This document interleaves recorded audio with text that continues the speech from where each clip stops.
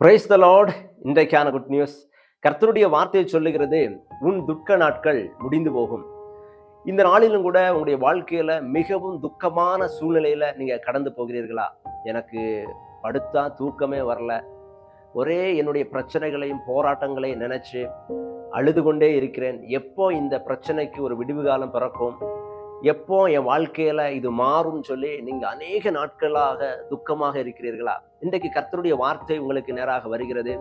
உன் துக்க நாட்கள் முடிந்து போகும். எல்லா பிரச்சனைக்கும் போராட்டத்துக்கும் கர்த்தர் ஒரு குறிப்பிட்ட நாட்களை வைத்திருக்கிறார். உங்களுடைய வாழ்க்கையில வந்த இந்த துக்கமான நாட்களும் நிரந்தரம் அல்ல.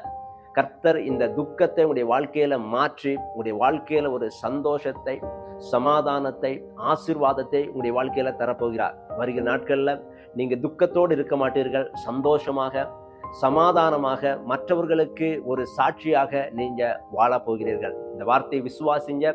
வருகிற நாட்கள்ல அற்புதத்தை பெற்றுக்கொள்வீர்கள். Have a nice day. God bless you.